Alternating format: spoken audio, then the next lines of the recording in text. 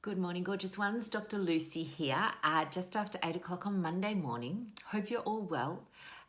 This week, we are talking a lot about mindset. Part of the reason is it's our challenge for the Momentum members. We're doing a whole challenge on mindset because at the end of the day, mindset is king, or as we like to call it, queen. You know, people hear about those formulas, losing weight is 50% diet, 50% exercise, or some people go it's 80% diet, 20% exercise. You know what? It's actually 100% mindset. Because if you don't have your mindset right, nothing you do will be sustainable. Now, the thing about mindset is people don't understand what it actually is. And understandably, we don't learn what it is. What they think mindset is willpower. So, just needing the willpower to get through a family function, or just needing the willpower to not eat the morning tea at work, or just needing the willpower to not eat on the couch after dinner. If you're relying on willpower, and believe me, we all have some of it, but it is a finite resource. And it runs out when you've been overexposed to the stimuli, when you're tired, or when you're stressed.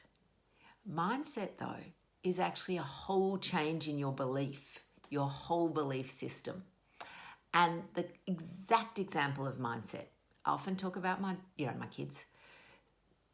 Most of you know now they're vegetarian, which bothers me, but they're old now. There's nothing I can do about it. They've been vegetarian for a very long time. When she was about 11, when she did my youngest, Ella, she loved bacon. Absolutely loved it. So on her transition to vegetarianism, bacon was the last thing to go. And one day she actually said to me, "You know what, Mum? I can't do it anymore. I cannot keep eating bacon and feel okay with myself." Her mindset was that it was wrong for her. Okay, there's no judgment here. But in her mind, it was wrong to eat bacon. And she's never eaten it again since. It's not that she didn't like it. It's not that she didn't want it. It became part of her thoughts, her mind, her mindset.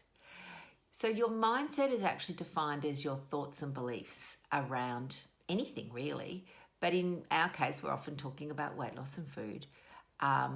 And doing, what we know we could be doing, and for whatever reason not doing it. So for a lot of us, the mindset that we have is because it's been ingrained. There's a low carb joke there. Ingrained since we were little. Ingrained that junk food is a treat. Ingrained that food makes us feel better.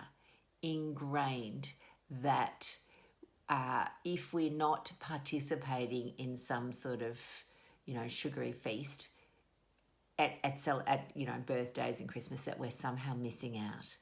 And it's fascinating how this happens.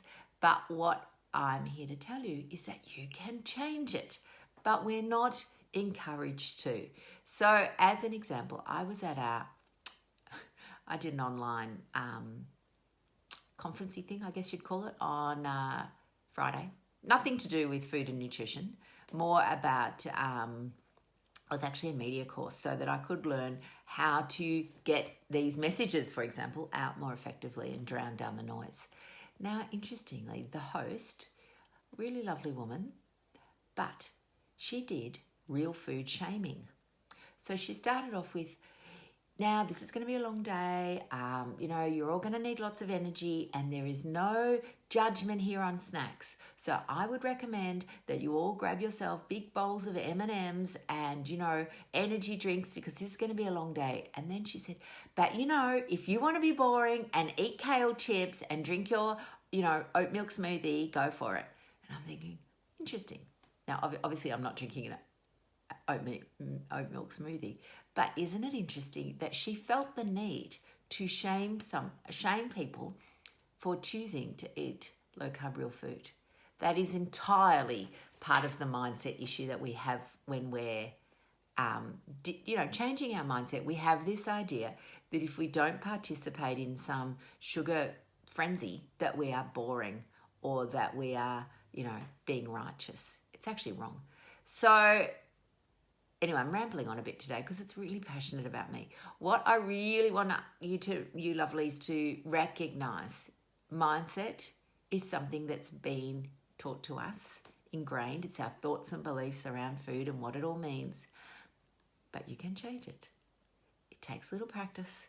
It takes some unraveling. Okay, it's like having a big ball of wool in your brain that's all tangled up. You got to unravel it, and then you wind it up, and you wind it up the way you want. And that, my loves, is the key.